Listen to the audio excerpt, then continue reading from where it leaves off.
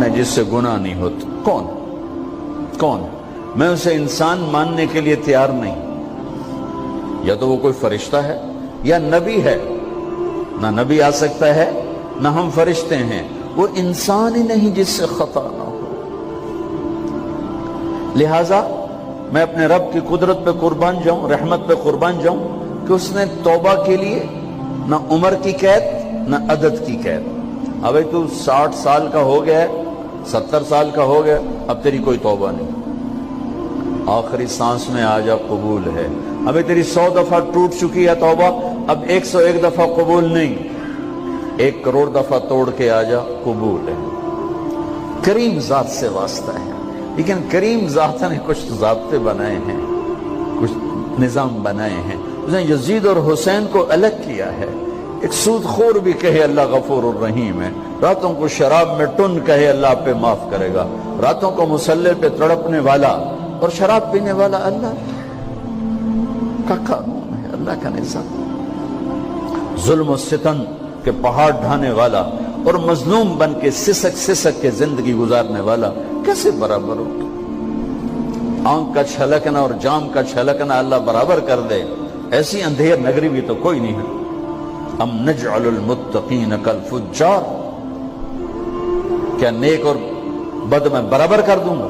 افنجعل المسلمین کالمجرمین ما لکم کیف تحکمون. اس لیے بھائی بہنوں, معاملہ بہت آسان ہے اگر توبہ ہو جائے, اور جب گناہ ہو پھر توبہ ہو جائے, جب گناہ ہو پھر توبہ ہو جائے تو معاملہ آسان ہے. مشکل کب ہے؟ جب آدمی اکڑ جائے, معاملہ خطرناک ہے. لیکن گناہ کے ساتھ توبہ ہو, آسانی, معافی ہے, کیونکہ وہ ہے ہی معافی کو پسند کرنے والا. لہذا بھائی بہنوں, توبہ کی عادت بناؤ. دیکھو, ایک معاملہ اللہ اور آپ کا, اس میں بڑی گنجائش ہے. ایک معاملہ بندوں اور آپ کا, وہ بڑا اوکھا ہے. اللہ کے واسطے کسی کے عیب نہ دیکھو, کسی کی پگڑی نہ اچھالو, کسی کو بے عزت نہ کرو, کسی کی کمیاں نہ پکڑو, کسی پہ تبصرے نہ کرو. یہ بہت خوفناک کیس ہے. نماز چھوٹ گئی, یہ اتنا خوفناک کیس نہیں ہے. روزہ چھوٹ گیا, حج چھوٹ گیا, خوفناک ہیں, لیکن یہ ڈائریکٹ اللہ کے ساتھ ہے, جب چاہے معاف کر دو. لیکن میرا اور آصف کا جو معاملہ ہے, میرا اور سردار صاحب کا جو معاملہ ہے, میرا اور آپ کا جو معاملہ ہے, یہ بہت خوفناک ہے. اس میں کسا ہوا قانون ہے کہ کسی کو حقیر نہ جانو. عیسیٰ علیہ السلام گزر رہے تھے اپنے ساتھیوں کا, ایک ڈاکو اوپر بیٹھا تھا پہاڑ پر, چوٹی پر. فلسطین میں چھوٹے چھوٹے پہاڑ ہیں, بڑے نہیں. تو اس کی نظر پڑی, نور نبوت دیکھا تو اس کو ندامت ہوئی. اس نے کہا یا لعنت ہے تیری زندگی, ساری زندگی ڈاکیاں گزارتی, چل توبہ کرتے سے نیک نبی دا ساتھ دے. انہوں نے کہا یا اللہ میری پچھلی معاف کر, میں آ گیا, نیچے اترا, ساتھ ہو لیا. عیسیٰ علیہ السلام کا ایک صحابی ساتھ جا رہا ہے. صحابی, ہر امت کا سب سے اعلیٰ شخص وہ ہوتا ہے جس نے نبی کا فیض پایا ہو. یہ ڈاکو, یہ صحابی. اس صحابی نے اس کو یوں دیکھا نفرت سے, اچھا یہ کتوں آ گیا ہے. ایک تکبر پیسے کا ہوتا ہے, ایک تکبر نیکی کا ہوتا ہے. یہ پردے والی عورتیں بے پرد عورت کو یوں دیکھتی ہیں, انہیں نہیں پتا کہ انہوں نے بے پردگی سے بھی بڑی تباہی پھیلا تھی. ایک پیسے کا تکبر ہے, ایک نیکی کا تکبر ہے. ہم دیندار لوگ ہیں, ہم پردہ دار خواتین ہیں, یہ بے غیرت بے حیا ہیں. اور میں نے تو ناچنے والیوں میں بھی اللہ کی محبت کو دیکھا. اب نسیم وکی کی والدہ فوت ہوگی, میں نے اس کا جنازہ پڑھا ہے, تو سارے اداکار اکٹھے تھے. میں نے تھوڑا سا اللہ کے نبی کا ذکر کیا. میں نے جتنا ان کو روتے دیکھا, میں نے آج تک کسی کو ایسا روتے نہیں دیکھا. ہر مومن کے دل میں ایمان ہے. عرفات وہ میدان ہے جہاں میرا اللہ کہتا ہے اتنے گناہ لاؤ جتنے بارش کے قطرے, اور اتنے لاؤ جتنے ریت کے ذرے, اور اتنے لاؤ جتنے درختوں کے پتے, آ کے معافی مانگو, سب معاف کروں گا. لیکن میرے آج کا ماحول, آج کا دیندار, وہ کسی کو معاف کرنے کے لیے تیار نہیں ہے.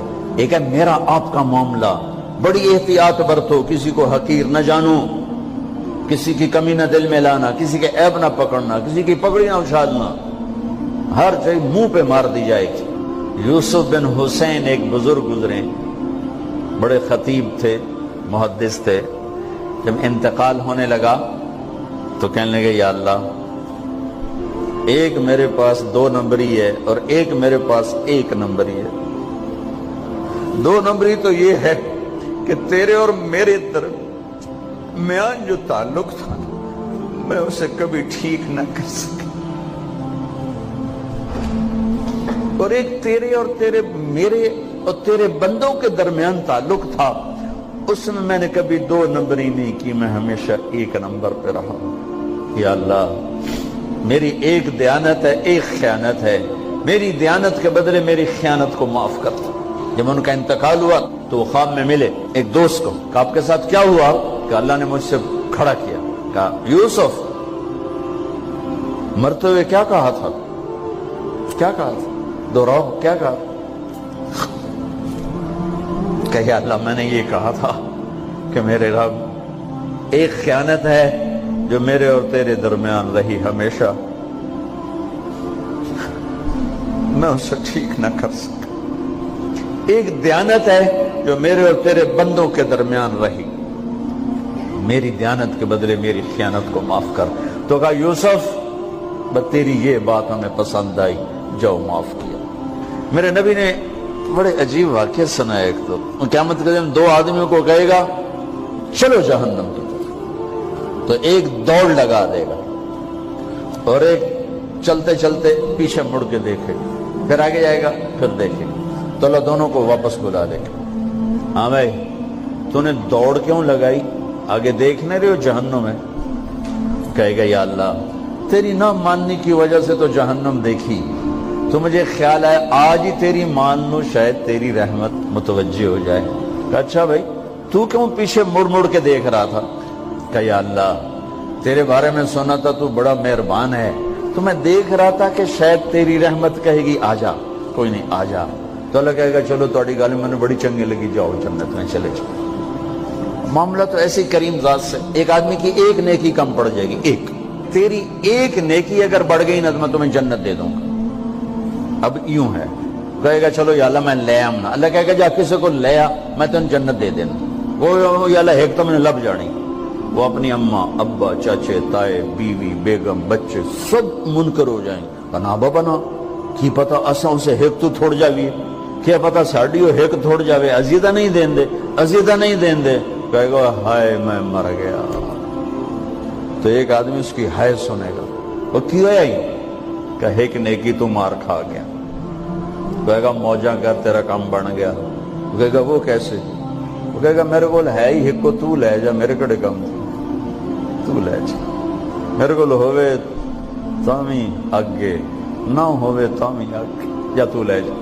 وہ چھلانگے مارتا ہوا ہے گا، یار میرا کم بن گیا۔ اور کیسے بن گیا؟ کہ وہ کہتا میں دیتا ہوں، کہ اس کو بلاؤ، اس کو بلایا جائے گا۔ ابھی تم اس کو نیکی دے رہے ہو؟ کہ جی دے رہا ہوں۔ کیوں دے رہے ہو؟ کہ یا اللہ میرے کسی کام، میرے لیے تو تیرا، میں ایک نیکی نال کیڑی جنت لے سکا۔ تو اللہ تعالیٰ فرمائیں گے اچھا آج مجھ سے بڑے سخی بننا چاہتے ہو؟ آج مجھ سے بڑا سخی کوئی نہیں ہے، چل تیری سخاوت پہ تو بھی جنت میں جائے، یہ بھی جنت ہے۔ اس لحاظ سے معاملہ بہت آسان ہے، مشکل نہیں ہے۔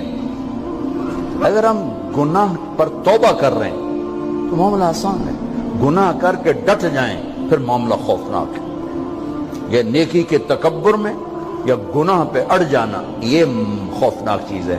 لیکن اگر ہم معافی مانگ رہے ہیں تو مسئلہ ہی کوئی،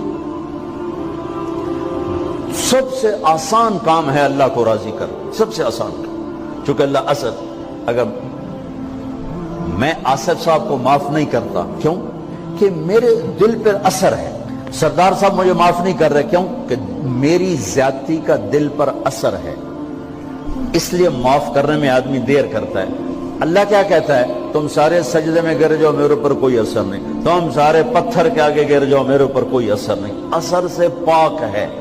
لہذا ادھر منہ سے نکلتا ہے یا اللہ معاف کر، اور ادھر سے جواب آتا ہے جاؤ معاف کر دیا۔ اتنا بھی نہیں کہتا ہوئے دوبارہ تو نہیں کرو گے، دوبارہ تو نہیں کرو، اتنا بھی نہیں کہتا اوے پھر کرو گے، جاؤ معاف کرو، جاؤ معاف، میرا بندہ میری بندی توبہ کا برتن توڑ دیا، آ جا جوڑ دیتا ہوں، پھر توڑ دیا، آ جا جوڑ دیتا ہوں، پھر توڑ دیا، آ جا جوڑ دیتا ہوں، 1,00,000 دفعہ توڑا، 1 کروڑ دفعہ توڑا، آ جا، کیسے جوڑتا ہوں، کیسے جوڑتا ہوں؟ کہ یہ جو جوڑ ہیں نظر آئیں گے، لیکن میں جب تیری توبہ کا برتن جوڑوں گا تو کہیں جوڑ نظر نہیں آئے گا، لگے گا توبہ ٹوٹی ہی کوئی نہیں، یہ تیرے کرامن کاتبین کو بھی نظر نہیں آئے گا۔